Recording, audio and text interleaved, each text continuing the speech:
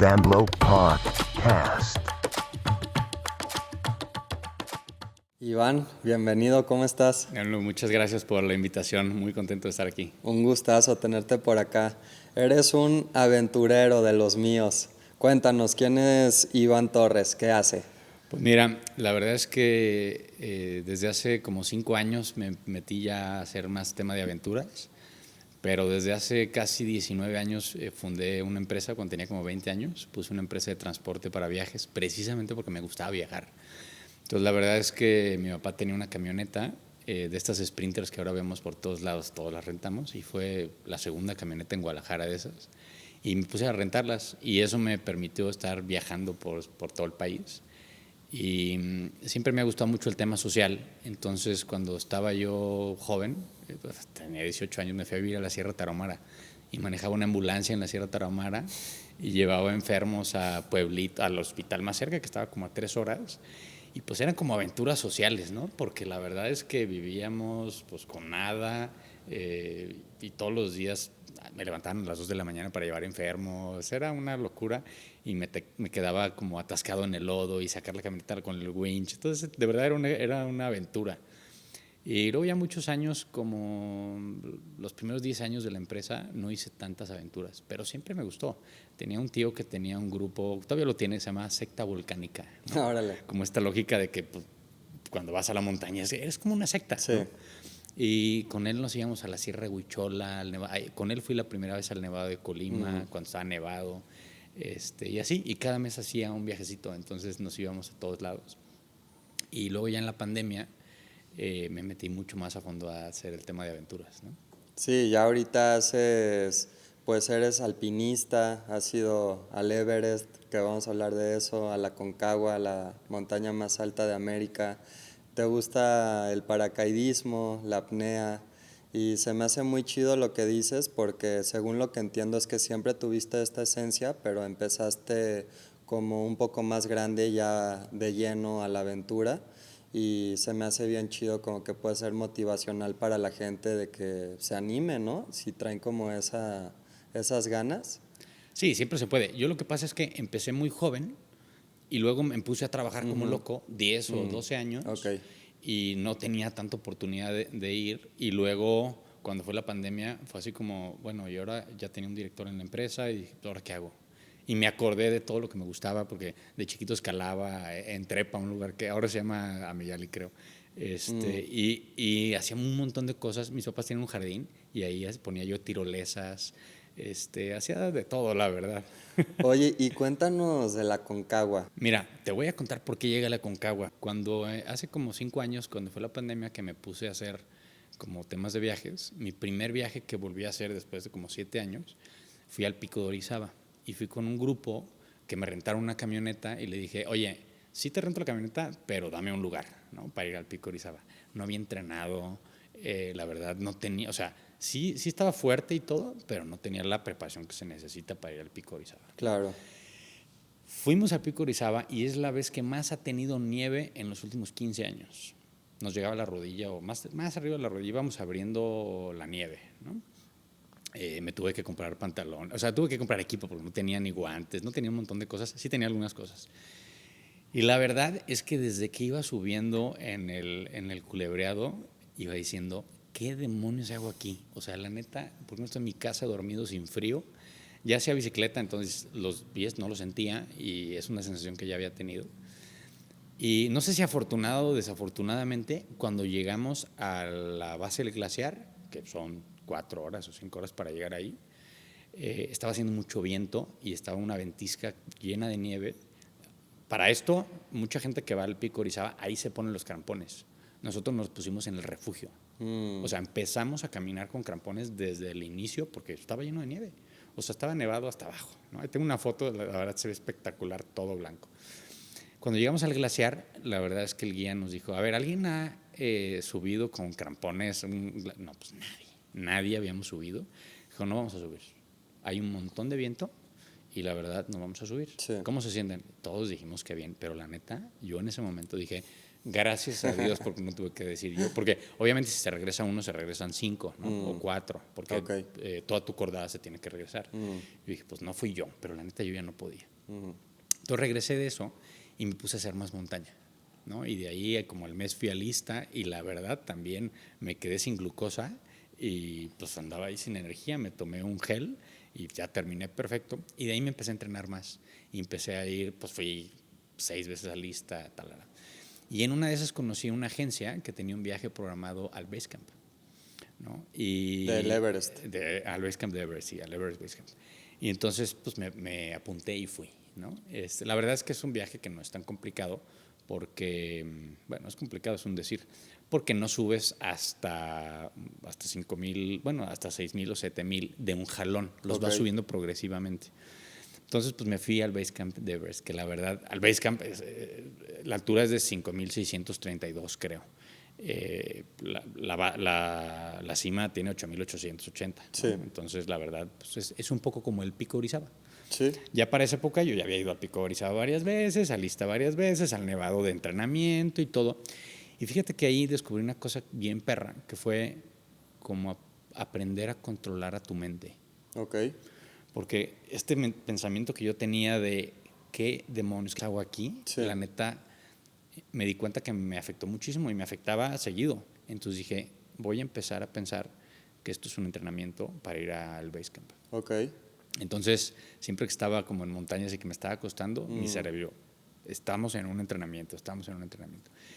Y la verdad de Basecamp te podría platicar 2 podcasts, ¿no? Pero básicamente es una experiencia, para mí fue muy increíble porque es un recorrido de 14 días, ¿no? En donde caminas 20, 25 kilómetros diarios y asciendes como 1,000 metros diarios. Okay. Entonces vas subiendo desde 2,000 y fracción, sí. 2,500 creo, que es Lukla, que es el aeropuerto más peligroso del mundo. Ah, sí, porque he visto videos. Pues, está el aeropuerto y está de bajadita y luego hay un barranco y enfrente hay un cerro. Entonces, si despegas, o sea, lo cierran a cada rato. La verdad es un problema. Sí. Pero la primera vez fue una experiencia increíble. Empezamos a caminar, llegamos a Namche Bazar y de ahí caminamos hasta Dingboche, que es como ya 4,200 metros.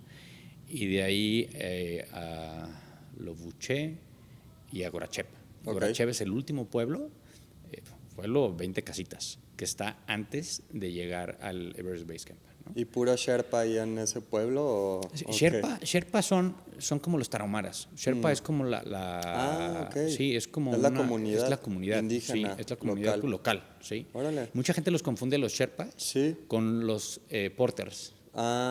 Porque cuando fueron los primeros exploradores, obviamente llegaban con la gente de ahí y eran los Sherpas los que los subían. Entonces, luego los Sherpas se empezaron a hacer las personas que te suben a la montaña, a la cima. Es que en los documentales a los porters los llaman Sherpas, ¿no? Sí, a la gente ya no le gusta. Entonces, ahora hay una diferencia. El Sherpa te sube a la cima. El porter te carga la maleta. Sí. Entonces, hay una gran diferencia. Y los porters pueden ser Sherpas o no. Ahora hay mucha gente de la India y así que se van de porters a cargarte la maleta y la neta sí se ponen unas friegas porque se meten 50 kilos o todos lo suben. Hay que entender que desde Lukla para allá, o desde mucho antes, ya no hay coches. Entonces todo se sube o en mulas o en los jacks o en los porters, ¿no? Entonces, por ejemplo, cuando montan y desmontan el Everest Base Camp todos los años. Entonces, todo lo que está en el Everest Base Camp, todo se va en la temporada de invierno, porque si no el invierno te lo destruye. Igual en Argentina. Entonces, de ahí, por ejemplo, los yaks, que son como vacas, pero con el pelo largo, esos, a partir de Namche Bazar, que es como a la mitad, de ahí para adelante, solo pueden ir yaks. Y no vas a creer la razón. Es una cosa que es súper rara. ¿Por qué creerías? No se me ocurrió nada. Por el estiércol que generan. El estiércol de las vacas, de los yaks, es como de vaca, que son como tortas. Esas tortas se secan y las usan de combustible. Las meten en unos calentones y entonces eso lo usan de combustible. El de las mulas no se puede porque es como de caballo y eso no te sirve. Y la verdad es muy chistoso porque para mí fue muy significativo ir al Base Camp porque me recordó mucho cuando vivía en la Sierra Tarahumara. El ambiente es el mismo Eso, por ejemplo, de los estiércoles, también se hace en la Sierra Tarahumara. Ok. No pueden sembrar nada porque la tierra es muy mala. Ujú. Y la verdad me pegó o sea, me pegó positivamente muy Sí. cañón, ¿no? Y a la mitad del camino hay un monasterio budista. Ok. Y recuerdo perfecto que llegamos y estaba abierto y nos metimos. Y pues, estábamos ahí sentados como meditando, y de repente entraron los lamas. ¿Has visto alguna vez la película de 7 años en el Tíbet? Sí. Pues haz de cuenta. A tocar la música con la cosa hasta como una trompeta gigante, increíble.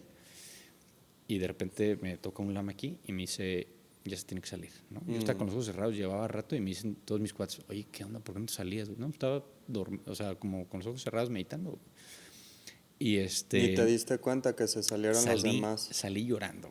Ok. La neta fue muy emocional para mí. Sí. Salí llorando, yo creo que, y de ahí teníamos que caminar todavía como una hora y media. Y me fui solo caminando, como muy conectado con, no te puedo decir, con una energía extraña de la montaña, ¿no? Justo el episodio pasado fue con esta Pau Aparicio y ella hace sound healing. Ajá. Y hablábamos del poder del sonido, ¿no? Entonces tuviste Increíble. ahí como una Sí, terapia sí. Personalizada con... con O sea, monjes eran los monjes tibetanos. cantando y luego los wongs y luego estas como, no sé cómo se llaman, la verdad, como unas trompetas Sí. así como muy largas. Y fue para mí espectacular ese tema, ¿no? Qué increíble. Pues me conecté muchísimo con mi hijo y muy padre. Y de ahí, pues ya caminamos hasta allá. Y el último pueblo, que es Gorachep, en el hotel, todos los lugares hay como hotelitos, ¿no? Y los cuartitos son muy chiquitos, literal, tienen 2 camas y un buró, punto. Pues el hotel, decíamos de broma que estábamos adentro de un refrigerador, Ok. pero realmente estábamos adentro de un congelador. Porque yo dejé una botella de agua de plástico en el buró y amaneció congelada, adentro del cuarto. O sea, Wow. no afuera en una casa de campaña, ahí. Y pues obviamente con las cobijas y eso, pues no te da frío, ¿no? Y de ahí caminamos al base camp, ¿no?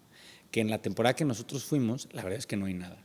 Solo había 2 cabañitas. Ya estaban empezando, nosotros fuimos en febrero, y ya estaban empezando a montar todos estos iglús gigantes. No sé si han visto fotos del base camp, pero son casas y casas y casas y casas de campaña. Es una Todo comunidad puro North gigante. Face. Sí, de North Face, o la otra de Hard Equipment, todas esas. Sí. Y de Calias, ¿no? Y la verdad es que es muy increíble llegar a ese lugar y ver como el glaciar por donde te vas a ir. Está muy cañón, muy cañón. Y la verdad, te decía que para mí era importante decir eso en relación a la Aconcagua, porque ahí es donde se me metió la idea de ir a la Aconcagua, ¿no? Estaba yo ahí y viendo esa montaña de 8,800 metros y diciendo, algún día te voy a subir. Oye, a ver, antes de pasar a la Concagua, me gustaría hablar del tema del Everest, que me parece que muchas veces se puede hacer de una manera egocéntrica. Y he visto que hay distintas formas de subir el Everest. Hay, por ejemplo, personas que lo suben, todo su peso los porters lo traen y ellos nada más como que van caminando. Y es distinto. Me gustaría como profundizar un poquito en Sí. ese tema. ¿Tú cómo dirías que sería la manera más pura o sincera de subir la montaña más alta del mundo? Mira, ahora que fui a Argentina precisamente, en Argentina hay un modo que se llama modo alpino, que es sin oxígeno, ¿no? Yo creo que el modo más como natural es el que puedas, Ok.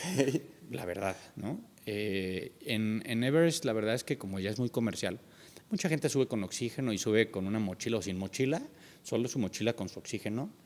Yo creo que tiene mucho valor, de todos modos, pero la realidad es que el oxígeno te reduce 2,000 metros de altura.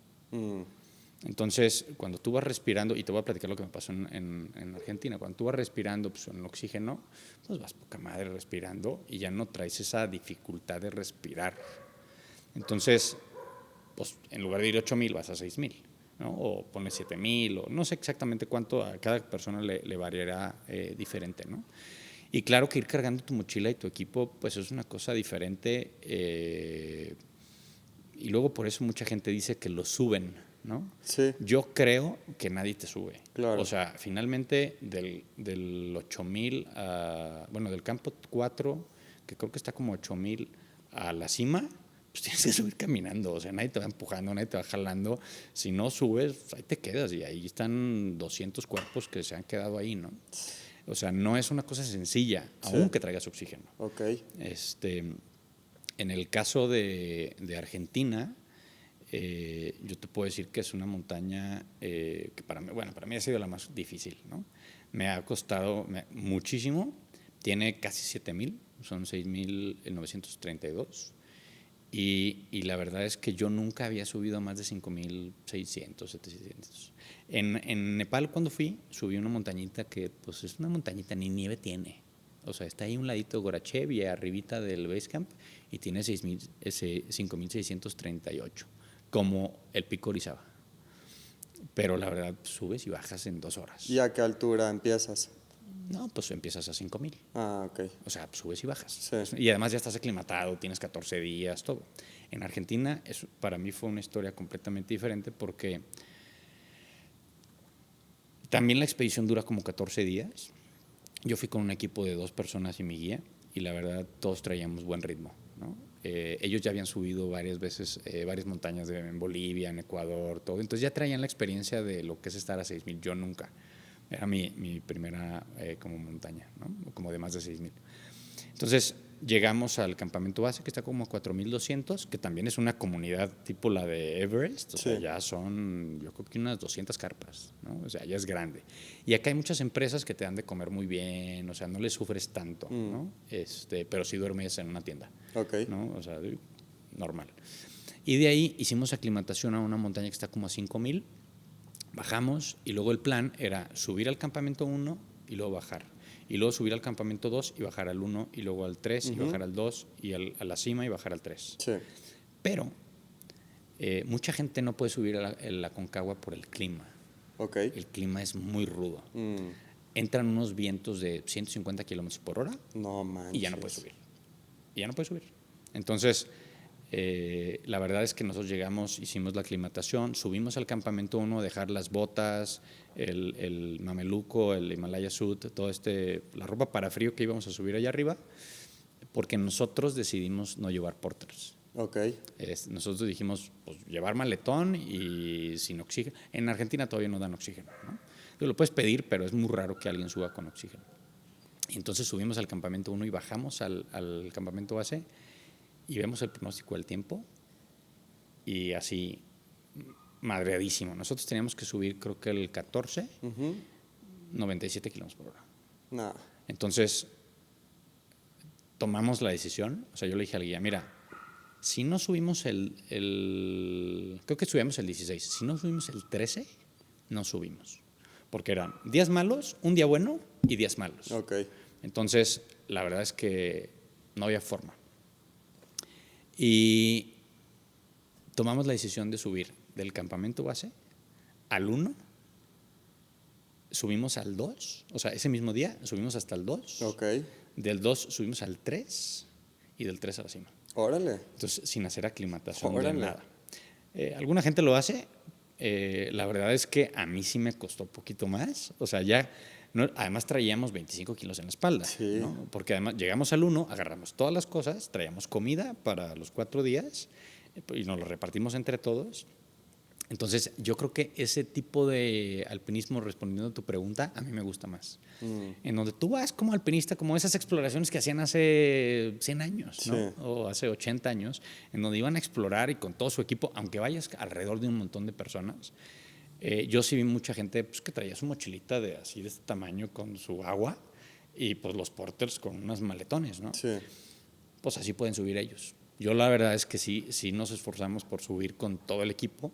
Sí fue pesado, porque no te miento, subir de 4,200 a 5,000 que está el campamento 2, pues ya los últimos metros sí te falta el aire porque pues traes la mochila, estás cansado, ya llevas 3 horas caminando, 4 horas caminando, sí está perro. Sí. Al día siguiente igual, ¿no? Pues sientes el cansancio, sientes que te falta el aire ya llegamos al campamento 3 y de ahí para arriba es más pesado porque llegamos como a las 10, 11 de la mañana, no, como a las 12 de mediodía. comimos, no te da hambre. Porque tu cuerpo, pues, todo se reduce, entonces no Todo quieres ni comprimido. comer. Pero yo ya sé, por experiencia de otras montañas, que tienes que comer. Mm. O sea, aunque no tengas hambre, tienes que comer. Y lo tienes que comer ahorita para que en 10 horas que empieces a subir más, tu cuerpo ya lo haya procesado. Porque la montaña tiene que ver mucho con la física, ¿no? Ok. Entre más subes, el aire es menos denso, entonces te cuesta más trabajo y tienes que respirar más. Y además, pues si comes algo, pues ahí o sea, se llena la panza. Entonces, una de dos, o lo procesas y lo sacas pues como popó, o lo procesas o no lo procesas y lo vomitas. Entonces, mucha gente vomita. Ok. Y vas viendo ahí caminito de eso, ¿no? A mí lo que más me costó fue como la parte de la subida, la parte mental. Y te voy a decir una cosa que es una mensada. ¿Has escuchado un término en el tenis que se llama errores no forzados? Sí, claro. Bueno, en la montaña también hay errores no forzados. Ok. Y un error mío fue no encontrar mis guantes de primera capa. Entonces, a la hora que empezamos a subir a las 4 de la mañana, nos dormimos a las 4 de la tarde, empezamos a subir a las 4 de la mañana, o sea, nos dormimos en la tarde, desayunamos con mucho trabajo y de ahí pues la primera parte pues es de noche, entonces te la avientas rápido, no estaba haciendo tanto frío, la verdad. Llevaba yo el mameluco porque pues los vientos o sea, sí había menos 20, ¿no? Pero no menos 40, como habíamos pensado. Y de repente llegamos a un espacio en donde haces un cambio de lado de montaña y ahí pega mucho el aire. Y ahí empezaba la nieve. Y ahí tenemos que poner los crampones. Siempre pasa.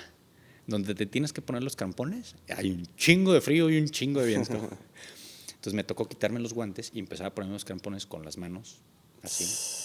Y la neta, me puse mal el crampón derecho. Ok. Y como a los 40 o 50 metros que empezamos a caminar, se me zafó. Ok. Y entonces, pues me tuve que sentar, quitarme los guantes, Sí. que además traía las manos heladas, no se habían Sí. calentado todavía, volverme a poner el crampón. Y en ese pedazo, que habrán sido 20, 25 minutos, mis compañeros se fueron. O sea, se siguieron. Sí. Yo los veía, nos veíamos perfectamente, pero me adelantaron 300, 400 metros. Ok. Y esos 300, 400 metros psicológicamente en la montaña se ven como 10 kilómetros. O sea, los ves allá más lejos. Entonces yo empecé a caminar y lo que termina pasando con el último es que en cuanto llegas, todos empiezan a caminar. Entonces nunca descansas. Entonces, pues así me pasó hasta que llegamos a una cueva que está como a 1 hora antes de la cima. Y me acuerdo perfecto que el guía nos había dicho, si no subimos a la 1 de la tarde, si no estamos en la cima a la 1 de la tarde, ya, nos regresamos. Entonces, me acuerdo que yo los iba viendo y entonces yo iba tomando mis pausas, porque en la montaña es muy importante alimentarte y tomar agua. Entonces yo tengo una alarma y cada 40 minutos suena mi alarma y me tomo como un chocolate, una mordida de chocolate y un vasito pues un traguito de lo que traiga, ¿no? Sí. Ya sé que tengo que traer aquí como de estas bolsitas con un tubito aquí adentro para que no se congelen, porque a esas alturas se congela todo. Entonces, cuando llego yo, que me estaban esperando, me esperaban 25, 30 minutos. Pues un rato. Que era el rato que yo había, Sí. como unos 20 minutos. Llego y me dice, ¿todo bien? Y yo llevaba como 1 hora diciendo, me va a decir que nos regresemos. Porque ya me había visto que me había retrasado. Y yo no me había retrasado en todos los días que habíamos subido, no me había retrasado. Entonces, me va a decir, nos regresamos. Y le contesto. Y entonces yo empecé a preparar mi respuesta. O sea, como mi cerebro fue, no va a regresar, ahí está, güey. Y vi, eran como las 12. Faltaban como 3 horas para que fuera el deadline que él me dijo. Entonces le digo, me dijiste que a la 1 y son las 12. Tengo 3 horas para llegar allá arriba. Vamos a hacer como 1. Y me dice, esa es la actitud que quería escuchar. Y de ahí me dijo, deja tu mochila y de aquí nos vamos para así ya sin mochila. Órale. Y nos subimos. La neta, sí me costó. ¿Y qué tal cuando llegaste a la cima? No, la neta es que llegar es como la cosa más increíble, pero sí llegué a descansar, cabrón. Porque la neta es que, a ver, llega un momento en que das 10 pasos y descansas. Sí. 10 pasos y descansas, 10 pasos y como 10 respiraciones de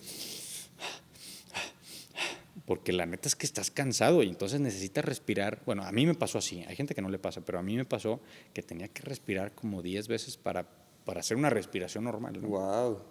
Entonces, y eso que hice ejercicios, me compré una máscara de oxígeno, reductora de oxígeno, Sí. y fui al Nevado de Colima como 3 veces con la máscara y todo este tema, y me ayudó muchísimo. Si no, no sé cómo hubiera ido. ¿Y la subías desde La Joya con la máscara, el No, no, Nevado? no, O...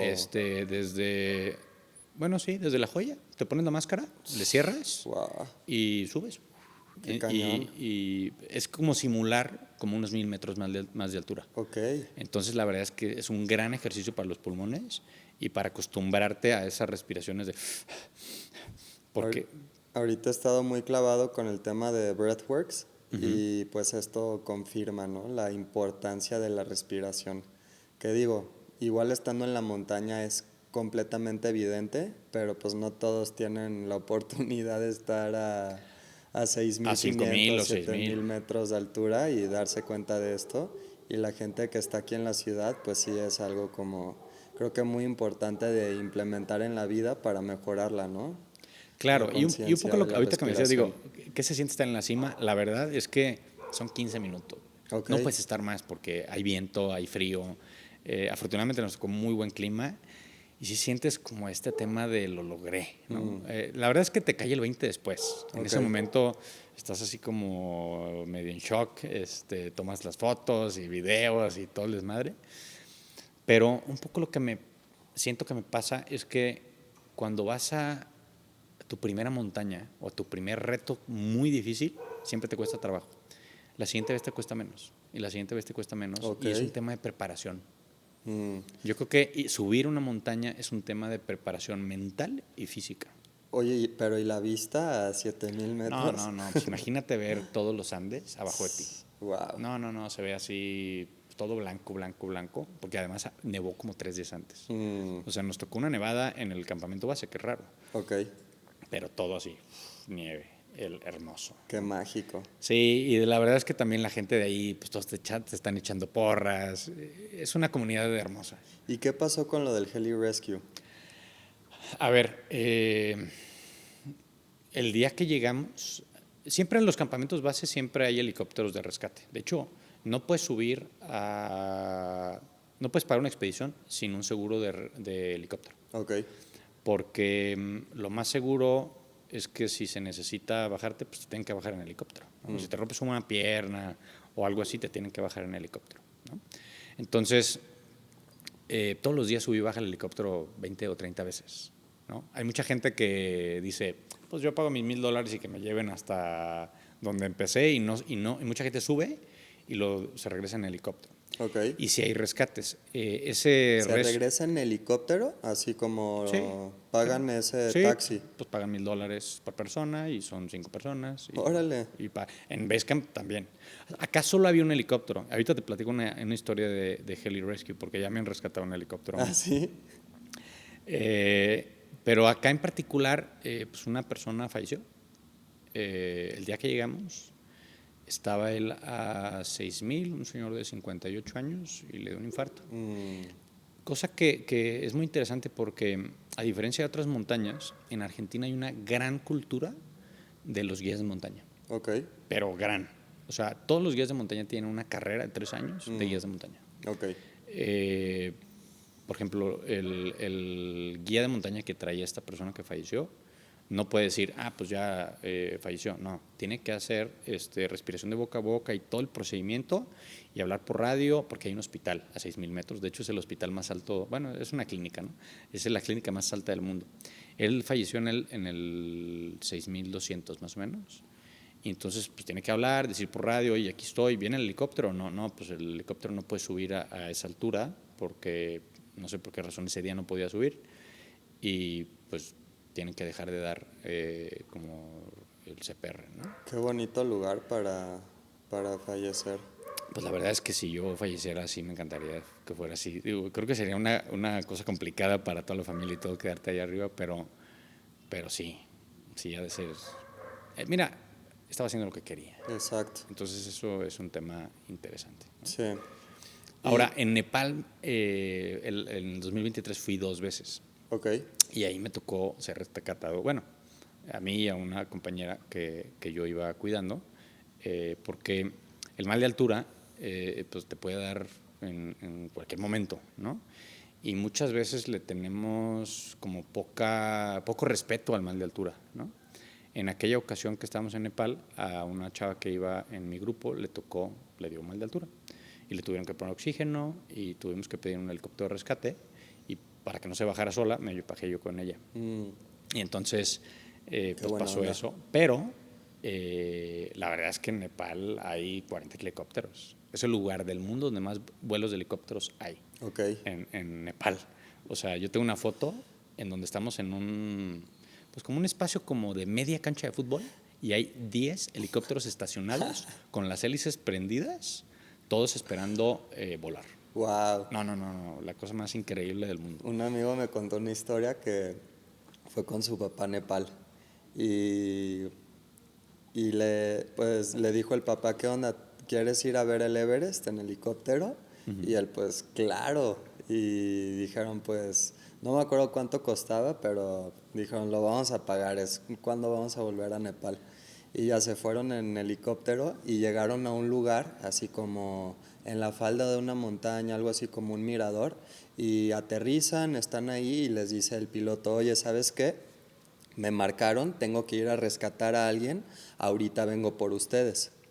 Y ellos, ok, y ya se va el helicóptero y se quedan solos, así en medio de la nada. Y ya pues como que, digo, estaban tranquilos y no, pero pues sí, sí te entra acá el pensamiento, ¿no? De que, oye, si no vuelve este compa, ¿qué vamos a hacer? Nos dejó en medio de la nada.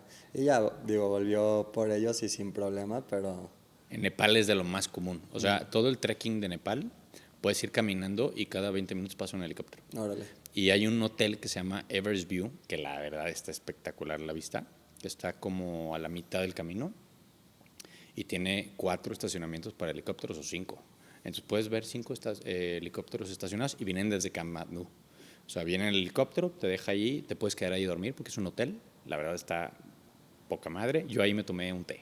Qué chido. Llegamos ahí, nos tomamos un té y nos regresamos. Sí, la verdad es que es espectacular el tema de eso. En Argentina, te digo, hay un helicóptero y sí, por ejemplo, una chava, un día después de que yo bajé, nosotros subimos y fuimos como unas 25 personas las que subimos a la cima ese día. 5 días antes no subió nadie y 5 días después tampoco. Y una chava en particular la bajaron en helicóptero porque le dio edema pulmonar. Tampoco estaba preparada. Y bueno, te voy a platicar una historia que no le he platicado a nadie, pero está interesante. Cuidado, porque no la voy a escuchar nada más yo. No, la verdad, mira, eso Nada, es bueno te porque creas. hay que aprender. Hablando de los errores no forzados hace Ok. rato, cuando bajamos ya de la cima, la verdad bajamos muy rápido, traíamos buen ritmo, ya de bajada no es lo mismo que subida, ¿no? Y el guía nos dijo un día antes, nomás cuando lleguen no se metan a la carpa a dormir, porque se van a deshidratar. Ok. Y van a despertar con un dolor. Haz de cuenta que les enterraron un piolete en la cabeza.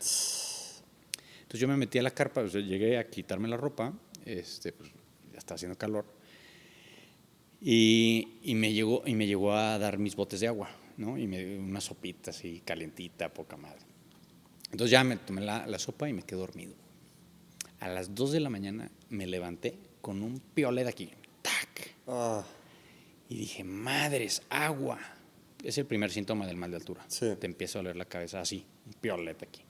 Entonces, en ese momento me tomé 1 litro de agua y me fui chiquiteando todo hasta que me acabé los 2 litros. En la mañana que me desperté, me dolía un montón la cabeza.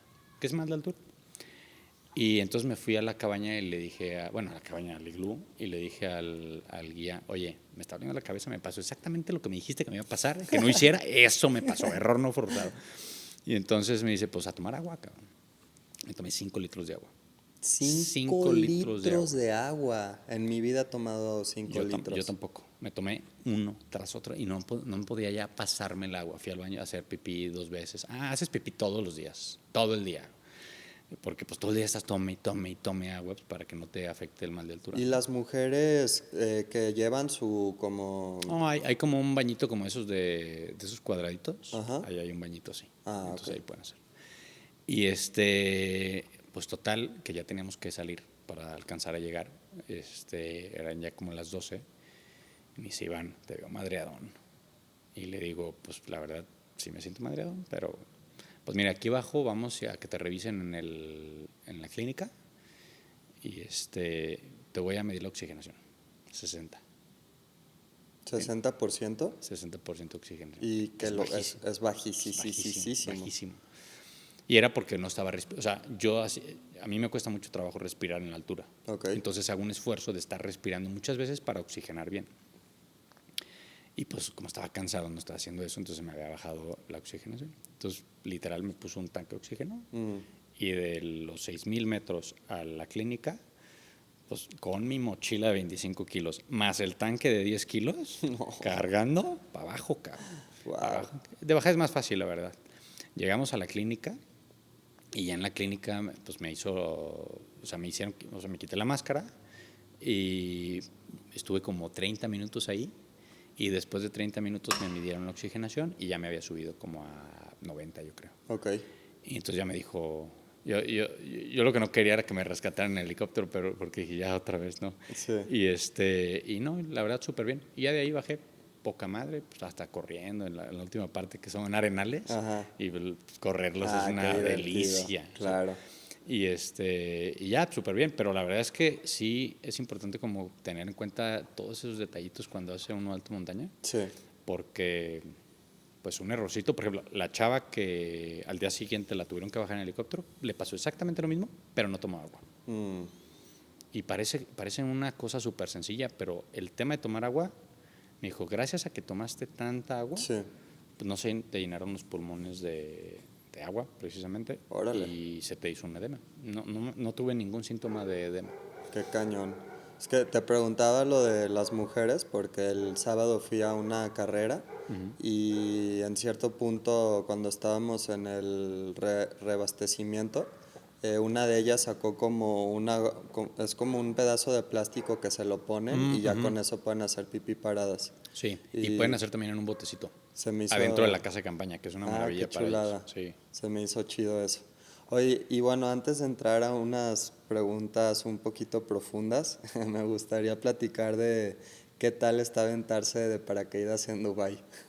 No, mames, es lo mejor. Bueno, precisamente me aventé en paracaídas cuando regresé de Nepal en 2023. Qué El vuelo pasado. hacía escala en Dubái y venía yo con un muy buen amigo mío que también fuimos juntos.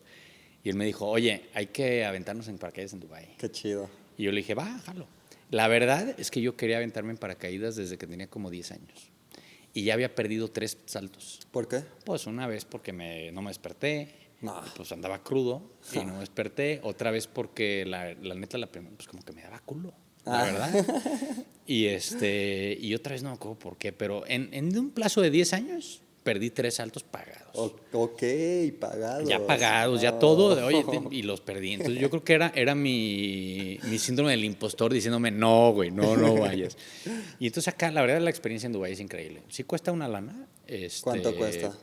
Yo creo que me costó como 15,000 pesos. A la maíz. Aquí en Vallarta te cuesta como unos 6,000 Sí, ahorita. sí, pero la verdad es que está espectacular el lugar. Sí. Primero subes en un avión y suben 20 personas. Ok.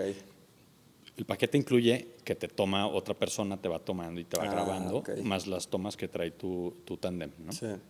Y bueno, la verdad es que saltar arriba de la palmera, de toda la Burj ciudad, Khalifa. no, sí, es una cosa espectacular. Qué increíble. Además es un salto largo porque suben creo que a 12,000 o 13,000 pies. Ok, a 15,000 tal vez. Tal vez a 15,000. Sí. No me acuerdo exactamente, ¿Cuánto tiempo de caída libre fue? pero fue como 1,5 minutos. ¿De caída libre? Sí. No, No, no puede de caída ser. libre. No, de caída libre yo creo que han de haber sido como 1 minuto. Ah, entonces sí, a 15,000 pies. Sí, ha de haber sido, y como está a nivel del mar, Mm, entonces es más tiempo. claro. Y el tiempo de copa, pues fue un ratote, ¿no? Ni me acuerdo cuánto, pero fue un ratotote.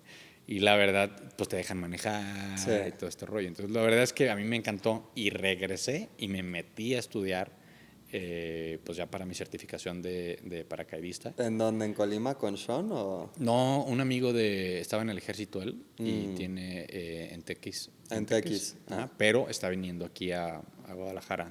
Bueno, aquí a una pista que está por Ocotlán. Ok. Y entonces fui con él, hicimos un salto tándem y segundo salto, solo, Qué cabrón. fregón. No, la cosa más espectacular. Y eso en una avioneta pequeña. Sí. Eso es un Cessna 182 y la neta te sales, te paras en la llanta y órale, aviéntate. Y la verdad es que sí Qué te da chido. culito, ¿eh? Y además te voy a decir una cosa, la primera vez que iba a saltar yo ya solo, estábamos a, no sé, 8,000 o 9,000 pies y el piloto se regresa. Ok. Mal tiempo. Ah, Y entonces te empiezan a entrar como todas estas ideas de qué estaría haciendo, si está bien, no sé qué, no sé claro. qué. Y el instructor me dijo, pues ya hoy no volamos, ¿te vienes mañana? Venga, mañana. Entonces la verdad es que está muy chido porque el instructor te repite todo el proceso. Sí son como 10 horas de teoría, te tienes que aprender todos los posibles errores en la copa, que se abran los dos paracaídas, que se abran los dos paracaídas juntos, que no se abra, que se haga un line twist, que es cuando se enredan Sí. las cuerdas, todo este tema. Y la verdad, se me hizo muy chido porque cuando te repiten tantas veces lo que puede pasar mal, finalmente va a pasar, Sí. ¿no? O sea, si tú te mueves poquito y a la hora de la apertura del paracaídas se va a hacer un line twist. Ok. Es muy probable que se haga. Mi primer salto en paracaídas, line twist. No. Entonces para mí fue muy increíble porque se hizo el line twist y yo volteé y vi la copa y dije, ya sé qué hacer. Y solo tienes que hacerle así, pac, pac, pac, y giras para un lado y si estás girando y se está enredando más, pues nomás le haces así con la otra pierna y ya, pum. Entonces, mi primer salto se abre, line twist, pap, pap, pap, pum, se abrió perfectamente, aterricé perfecto. Fácil. Y después me puse unos santos madrazos en la aterrizada. Sí. Sí, me he pegado en la columna, he caído así sentado. Sí. Y luego me fui al túnel de viento a TX y la neta es una maravilla el túnel Sí. de viento. Es una cosa muy chida. Qué chido. Mucha adrenalina. Honestamente, cuando vas, tú qué haces parapente, cuando vas en la caída libre, pues no se siente la adrenalina. O sea, bueno, yo no la sentí. Pues sí, no sientes el jalón de la montaña rusa, ¿no? Así como No se esas siente fuerzas para que... nada, sientes así como, Ajá. digo, Diferente. todo pegándote, pero Sí. esos jalones que se sienten, no lo sientes para Sí, nada. no. Y además yo siempre les digo, no es lo mismo en un tándem que el instructor te avienta a tú salirte, Claro. pararte en la llanta, agarrarte y Y voltear tú con el instructor. aventarte. ¿Listo? Sí, listo. Y Uf, aventarte. uf. La neta sí es una sensación muy Ah, diferente. no muy sabes diferente. qué ganas traigo. Ahora te voy a decir yo por qué quise saltar en paracaídas. Hace como unos 20 años vi un documental de la BBC que sacaba como de un montón de cosas del desierto, de áreas naturales, animales. Y una de esas documentales era de las cuevas del mundo. Ok. Y empieza con una cueva que está en México, que se llama el sótano de las Sí, golondrinas. claro. Base jump. Ajá, y empieza con una escena del base jump. Sí. ¿No?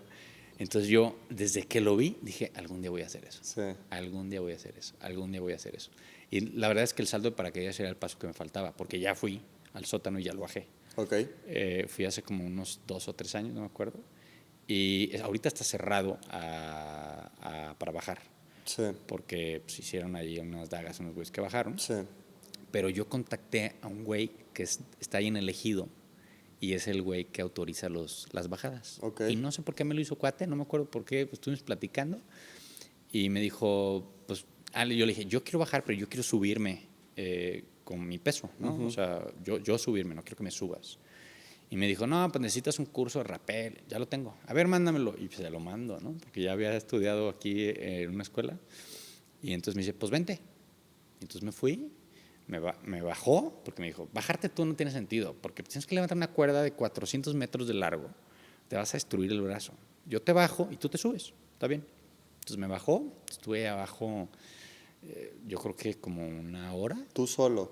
con otro güey, Ah. con el instructor que estaba ahí. Ok. Pues, que es un güey, que es el que te ayuda. Sí. Es el que te ayuda como a jalar la cuerda mientras tú vas subiendo los primeros pasos. Y no, está espectacular. Y luego me dijeron que de ahí para abajo hay otra bajada de otros 150 metros. Sí, esa pero, no pero me eso la ya es con sabía. lámpara. O sea, haz de cuenta, bajas y se abre mucho, ¿no?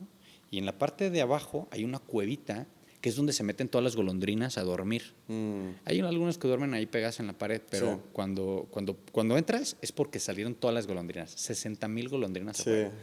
Entonces, en esa cueva, ahí viven todas esas golondrinas. Y al lado hay una cueva que baja y a veces tiene agua. Y es así, 100 metros para abajo. La neta es que sí se me antoja bajar ahí también. Claro, que Y bajé ahí porque dije, pues, para ir a conocer el terreno, ¿no? Ya sé, ya bajé y le dije, oye, ¿y se puede hacer base jump? Y me dijo, no, no se puede. sí, ya no. Pero, pues habrá que pedir algún permiso especial y pues tal vez se pueda. Ya ves que en México todo se puede. Entonces, la neta es que luego ya me tocó ir a hacer el salto en paracaídas. Sé que me faltan 8,000 saltos creo que necesitas como 200 o 300 saltos para hacer el base jump. Sí. Y la verdad es que sí es una cosa que algún día, es un wish list que está ahí en mi vision board, ¿no? Que hablando de cuevas, el fin de semana tenemos una aventura increíble. Que está del estilo, ¿eh? Nos vamos a ir a meter como 8 o 9 horas a un sistema, a una caverna y atravesar abajo de la tierra para salir por otro lado. Estoy muy emocionado de eso. De esas cosas que no te imaginas que tenemos aquí a 2 horas de Sí, yo Guadalajara. nunca lo había escuchado y me contaron y quieres ir y yo, pero pues claro que sí. Sí, ya tú y me escuchaste. invitaste, me dijiste que ibas a ir y yo me pegué. yo, ¿no? yo también Esas quiero son ir. las cosas que uno se tiene que meter a hacer, la Claro, verdad. Es claro. que, ¿cuándo vas a volver? Claro, sí. Sí, no, y tengo amigos que llevan mucho tiempo queriéndolo hacer. Y por ejemplo, uno que le dije, pues vamos, y me dijo, no, es que me voy a ir a surfear y porque tengo que prepararme para Oaxaca. Pero son esas oportunidades que te salen y la ves como todo muy fácil y claro en el momento, pero si no la tomas, luego para que vuelva a salir puede ser que no se dé. No, yo cancelé un viaje. Yo tenía una ida ¿Sí? a una montaña que está pegadita a Lista Sí. y es la única que me falta para hacer las 10 más altas de México. Pero la montaña iba a estar. ¿Cómo se llama? Es ¿La Malinche o no? No, la Malinche la hice hace poquito. Ah. Teyutl, creo. Bueno, Sí. ok. Es poco conocida y la verdad por eso quería ir con ellos porque no es una montaña tan común para ir con grupos y así. Pero a ver, la montaña iba a estar. Claro. Y acá esta experiencia de irse a meter ahí, la verdad es que es más difícil hacer Sí, eso. fue justo lo que pensé con mi amigo, de que las olas pues es más común que llega el suelo y te vas a surfear, pero bueno. Sí. A ver, ahora sí me gustaría profundizar un poquito más. ¿Por qué le cuesta más a los hombres hablar de sus emociones? Fíjate que lo he pensado mucho. Yo era un poco así y ahora siempre ando platicándole a todo el mundo cómo me siento y así. Y tiene un poco que ver con la falta de vulnerabilidad, ¿no? Los hombres somos fuertes, somos estos que siempre resolvemos, que siempre... Esta energía masculina no es así, ¿no?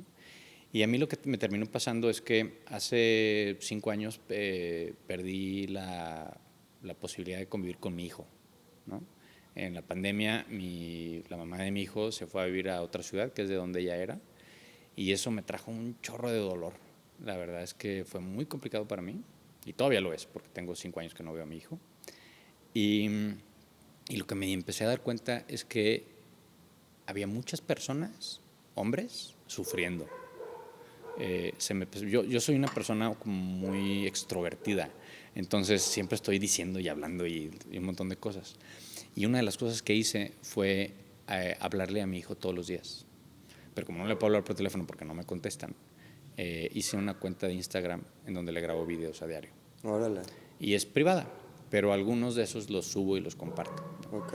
Entonces ahí me di cuenta que muchos hombres, también mujeres, pero los que se acercan conmigo son hombres por evidentes razones, sufren lo mismo o cosas peores y no tienen con quién hablar y no se animan a decirle a nadie y no se animan a externar como este dolor, porque es un dolor, ¿no? Para un papá no poder ver a su hijo es un gran dolor, ¿no? Es la persona que más amas en tu vida y no lo puedes ver, ¿no? Y me di cuenta que no hay espacios. La cultura, no sé si es la cultura occidental o la cultura en general, en donde el hombre es fuerte, que no llora, que no expresa, que siempre resuelve, inhibe mucho a que los hombres podamos expresar cómo nos sintamos, cómo nos sentimos, ¿no? Sí. Está a veces es un chiste, ¿no? Pero no tiene nada de chiste. ¿Cómo estás? Bien, ¿no? Y pum, todo lo que hay atrás de un bien es tal vez le está yendo mal en el trabajo, tal vez le está yendo mal en la empresa, tal vez le está yendo mal en su casa, tal vez no tiene dinero para pagar algo, un montón de broncas, pero está bien, ¿no? Entonces como que en ese momento se empezaron a acercar como naturalmente a mí personas que sufrían o que vivían esa misma situación, ¿no? Y que la sufren seguramente. Y para mí fue muy interesante como empezar a hablar con ellos y platicar y poder decirles, pues mira, yo estoy haciendo esto, le hago videos a mi hijo, le hago cartas, le hago dibujitos. Ahora hago unos dibujos con inteligencia artificial, en donde le pido, dibújame un hombre de barba con pelo Sí, los he largo, visto. y a un niño chiquito de 6 años con Sí. cabello de hongo, montando caballo, jugando Lego, y lo subo en otra cuenta que sí, esa sí es pública. Y yo sé que no es, o sea, no es real, pero es una forma de estar en contacto con mi hijo todo el tiempo. Y yo creo que otra cosa es que, pues la terapia, Sí. ¿no? Así como uno come bien para ir a la montaña, va al gimnasio para estar fuerte. Por ejemplo, yo en la montaña me di cuenta que necesitaba hacer pesas. A mí no me gustaba hacer pesas. Pero veía que otros alpinistas me dejaban atrás. Y entonces empecé a hacer montaña. Y yo creo que ir a terapia es como el gimnasio del cerebro, Sí. de las emociones. O del ¿no? espíritu. Sí. Entonces yo, la verdad es que yo creo que ya unos 7 años yendo a terapia, si no cada semana, una vez al mes, a veces 2, a veces 3. Sí. Y retomando y uniendo cosas, cuando regresé de Nepal, para mí fue un punto muy importante en mi vida, porque regresé después de esta experiencia que viví en el monasterio, regresé como con una idea muy clara de qué estoy haciendo con mi vida. Ok. ¿No? ¿Qué sigue? Llevo 10 a 15 años trabajando en una empresa como loco, comprando camionetas, creciendo camionetas, haciendo viajes. ¿Y qué sigue? Okay. Y fui con mi terapeuta y le dije, oye, a ver, creo que tengo un bloqueo en el subconsciente que no me permite desarrollar lo que realmente quiero hacer en mi vida, y estoy ahí trabajando como loco, ¿no? Y pues trabajaba de 7 de la mañana a 9 de la noche. Y le dije, ¿crees que me puedas ayudar como a resolverlo? O sea, era mi misma terapeuta de hace años, y me dijo, sí, yo hago eso también. Y le dije, ¿por qué no me habías dicho? Nunca me habías preguntado, ¿no? Entonces empezamos a hacer unas terapias que ella les llama MER, en donde identificas como una problemática que es la que quieres trabajar, y sobre esa problemática puedes ir a ver en dónde está en el subconsciente atorado ese tema, ¿no?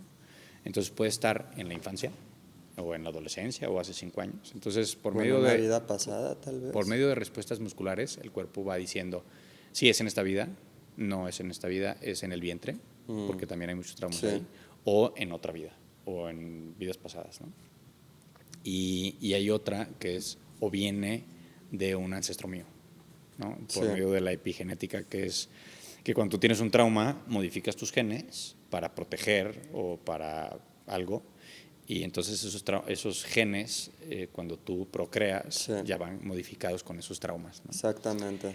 Y la verdad es que entrarle a ese tema para mí ha sido un tema importantísimo en mi vida, ¿no? Que me tiene hoy haciendo un montón de cosas, en donde estoy dejando que la vida fluya de otra forma y dejando que lo que me tocas en la vida me encuentre, ¿no? Porque antes era como muy racional y siempre con mis planes, quiero hacer esto y quiero hacer esto, y luego las cosas no pasan. Cuando las estás force y force, no pasan. Entonces, cuando empecé como a ver, vamos a resolvernos, voy a resolverme yo. Y ya que me resuelva yo, entonces ya es más fácil que fluya todo. Sí, estoy completamente de acuerdo. A mí también el tema espiritual, que a mí me llegó a través de un accidente de parapente, que me puso quieto, ¿no? Así, no puedes caminar. Me hizo ver hacia adentro y lo recibí de una manera muy bonita, y estoy muy agradecido como con ese accidente, y a partir de ahí como que empecé a conectar con personas y distintas situaciones. Hice una activación Kundalini, ya he hecho varias pues, pero es como el movimiento de la energía, y empecé a conectar con estos temas más no, los llaman aquí alternativos, pero realmente lo alternativo es lo que nos enseñan que es lo nuevo. Esto viene desde hace miles de años. Sí, claro. Y mi vida ha cambiado a partir de que empecé a conectar con este tema más profundo y me he dado cuenta también que nos han adoctrinado para que no nos interesen o para que veamos como cuestiones hippies o llámalo como quieras, para que no te, para que de cierta manera bloquees estas cosas y no expandas y fortalezcas tu espíritu, porque realmente cuando empiezas en este camino, tu vida cambia, te haces menos materialista, te empiezas a preocupar por cosas como que el control que ejerce en ti el sistema es menor, ¿no? Y la verdad es que lo que dices de la terapia, yo invito a la gente a que vaya con una terapeuta y a mí me tomó 28 años, casi 29, conocer a la primer terapeuta que digo, me está sirviendo. Y es con temas más, pues son distintos, ¿no? Así me lee mi carta astral, me lee el tarot, así como cosas más dentro del subconsciente que tienen toda una explicación y todo un sentido. Eh, y la verdad me ha ido súper, súper bien con ella. Fíjate que yo, cuando tenía 17 años, decidí que era, a partir de ese día iba a ser ateo. Ok, Y yo también. y lo hice por una razón muy sencilla. A mí no me hacía sentido, El Dios. desde la lógica, Ajá, la figura como de Dios, Jesucristo y todo esto. exactamente. Y ya, por muchos años fui muy tranquilo con eso porque además a mí me estresaba, ¿no? Decía, Sí. es que ¿qué hay después de la vida y qué hay, y quién creó todo? Nadie Sí. sabe eso. O sea, todos los que dicen que lo saben es porque alguien lo dijo, no hay una evidencia científica, entonces yo dije, no me quiero estresar con eso. Y muchos años estuve muy tranquilo con eso. Y a partir de que empecé este proceso como de entrar al tema del subconsciente, empecé como a ver un montón de cosas más. Y recuerdo muy bien cuando fui a la India, fui en una temporada de noviembre, que es cuando se casa casi toda la gente en la India. Ok, Porque en la India nadie se casa con quien se quiere casar. sí. Te casas con quien tu familia dice que te tienes que casar. Pero además hay un proceso bien interesante antes de casarte. Hay castas, ¿no? Entonces Sí. hay clases que son clases sociales. Entonces, por ejemplo, los comerciantes se casan con los comerciantes. Entonces, si tú vas a casar a tu hijo, que es guapo, vos vas a buscar una chava guapa. Si no es tan guapo, pues vas a buscar una no tan guapa. Ok, Y les enseñan la foto. ¿Se gustan? No, pues sí. Lo siguiente es leerles la carta astral ok. para ver qué tan compatibles pueden llegar a ser. Órale. Que me parece un tema bien interesante que Sí, nadie hace porque en Occidente no lo entendemos, ¿no? sí, Después de eso, ya que tu familia y su familia son parecidas, entonces, ¿qué pasa cuando las dos familias son parecidas y tienen un problema? Pues se pueden ayudar, ¿no? Si una es de un estrato muy alto y otro muy bajo, pues tal vez es más complicado, ¿no? Pero si son de la misma como forma de vida, es más sencillo. Y luego tal vez ni se conocen, pero dicen, la foto está bien, ¿no? Y luego la carta astral dice que jala, o sea, que sí funciona, se casan. no Y manches. en mi luna de miel, pues yo en mi luna de miel me fui a la India. Ok, En donde fuimos, que fue a las Islas Maldivas, en el barquito donde íbamos a la isla, iban como 10 parejas de personas de la India, todos.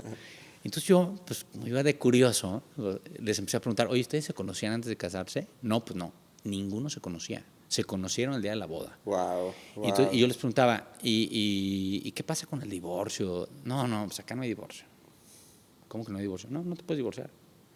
O sea, es para siempre. Acá sí es para siempre.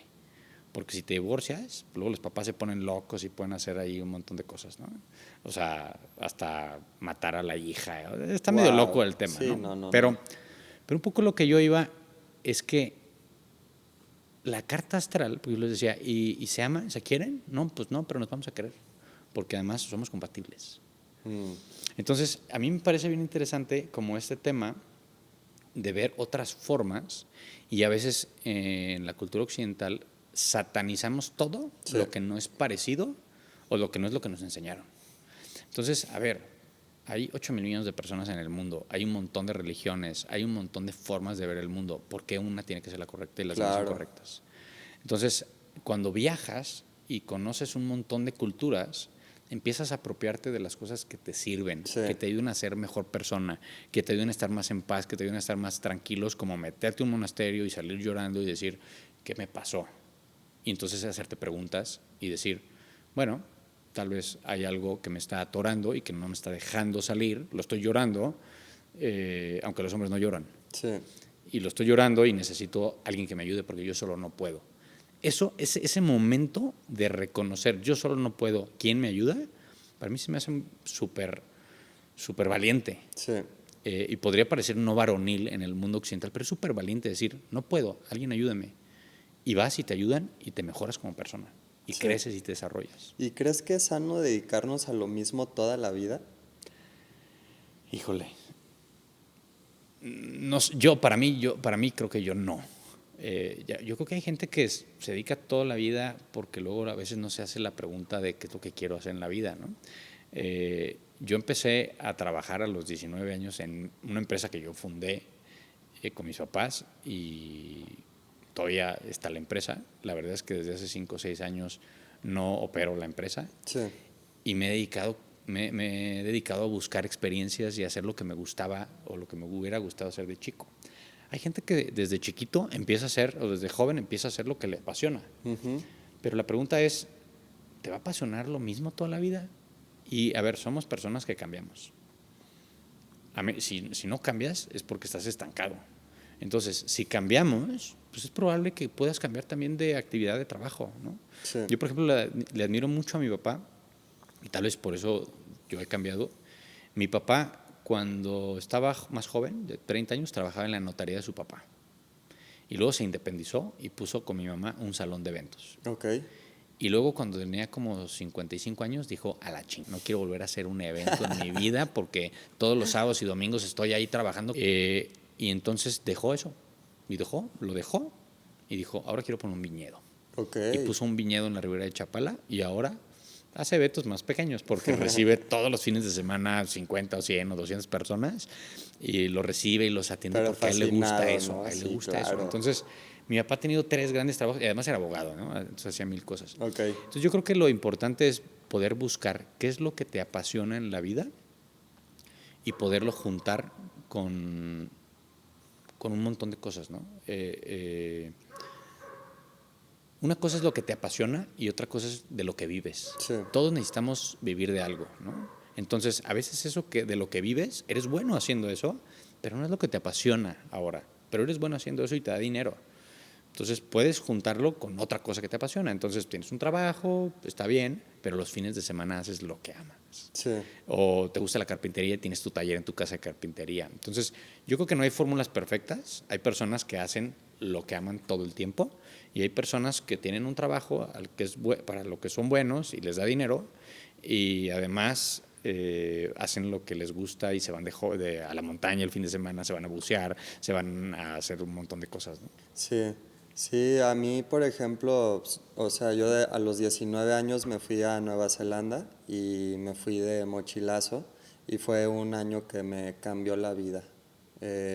Y ahí como que me empecé tuve como un despertar y empecé a cuestionarme como qué es lo que me gusta y lo tuve desde chico, ¿no? Y ya llevo muchos años como intentando vivir de lo que me apasiona, pero últimamente estaba como algo confundido de que, ok, sé lo que me apasiona, pero ¿cómo lo puedo transformar en algo que funcione? ¿Cuáles son mis dones? ¿Cuáles son mis habilidades? Y le pedí a mi terapeuta que con la carta astral lo enfocara en eso y no manches. Dije, wow, esto me ayuda muchísimo, porque muchas cosas que yo ya sabía me las confirmó y también te habla de tus heridas y como qué es lo que te cuesta, en qué ambientes laborales funcionas mejor y como que me abrió la perspectiva impresionante y a partir de eso, pum, brotó un día antes, me hicieron una propuesta de hacer un proyecto, así que es justamente lo que me habían hecho de propuesta el proyecto en mi carta astral, ahí estaba escrito. Y dije, no, qué impresionante. Y también me gustaría hablar de que... Déjame nomás decir Sí, una cosa dale, de eso. dale. Es que, al final yo creo que lo que termina pasando es que tu propósito te encuentra.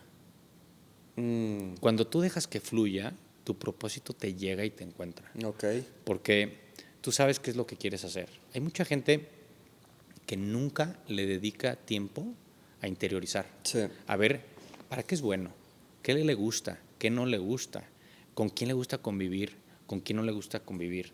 Entonces, hay mucha gente que va viviendo la vida que le va poniendo el mundo, ¿no?, sí, adelante. Y las personas que se hacen un alto y dicen, a ver, espera, no estoy contento con mi vida.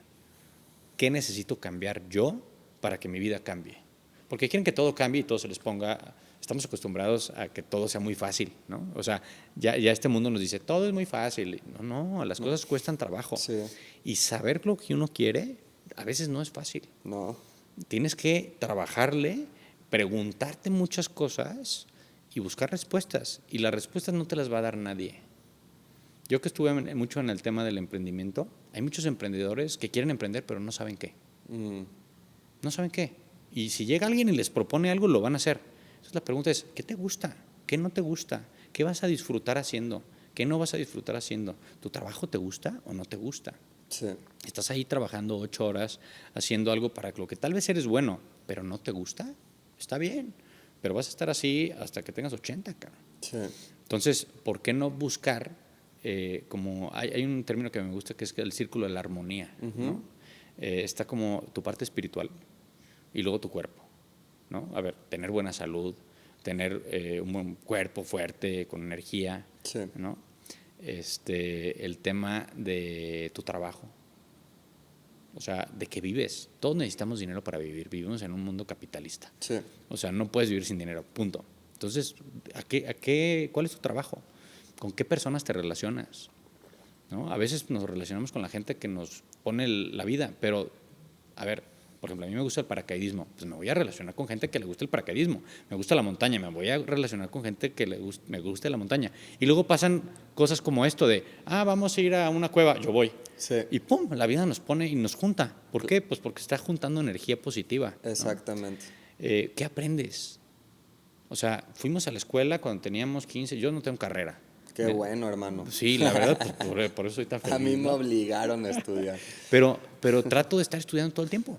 ¿Sí? Me acabo de meter a un curso de inversión en acciones la semana pasada. Ok. Es en línea, dura 12 meses, pero siempre estoy tratando de aprender algo. Sí. Y yo creo que eso es bien importante, como esta idea de que si queremos evolucionar como personas, siempre tenemos que estar aprendiendo algo, viviendo experiencias nuevas. Porque las experiencias también te enseñan y te hacen aprender de ti. A ver, vas a una montaña y dices, aprendes lo que no puedes aprender de ti en tu casa sentado viendo tele. Totalmente. ¿No? Y la última parte que a mí me gusta mucho es el tema de dar. ¿No? A ver, somos seres que vivimos en sociedad y ya queremos comprar, tener, pero también está chido dar. Sí. ¿No? Y yo que viví en la Sierra Tarahumara, haciendo servicio social, manejando una ambulancia para enfermos, siempre trato de estar buscando proyectos para dar, ¿no? Trato de ir, por ejemplo, una vez al mes voy al hospital civil a dar cenas. Qué chido. Y no tiene mucho que lo llevo haciendo, llevo 3 meses haciendo eso, Ok. porque había dejado mucho tiempo, ¿no? Sí. En noviembre me fui a la Sierra Tarahumara a llevar cobijas y chamarras, porque la verdad es que es un frillazo del demonio. Sí. Y así, entonces yo creo que tenemos que buscar como esta armonía en todas las áreas de nuestra vida, y a veces muchas personas, y lo digo por mí, nos enfocamos solo en la casa, el trabajo, la casa, el trabajo, la casa, el trabajo. Yo estuve así muchos años. Y cuando salí de eso fue porque empecé a hacer montañas. Y empecé a recuperar mis hobbies, a hacer kayak, a correr, a nadar, a un montón de cosas. Sí. Y luego empecé a leer otra vez. Y ahorita me echo 12 o 13 libros al año y me gustaría echarme 20, ¿no?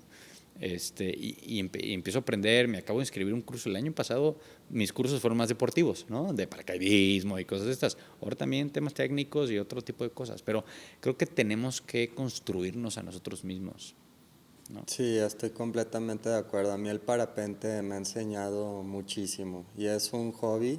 También para mí es como un tema espiritual y lo que he aprendido volando lo aplico en mi día a día y me ha hecho una mejor persona. Claro. Pues cerramos el círculo con el círculo armonioso. Sí, sí. Mahalo nui loa, muchas gracias por estar aquí, Iván, qué bonita conversación. No, hombre, al contrario, muchísimas gracias y la verdad da gusto tener pláticas así. Ya, pues nos vemos para el próximo episodio.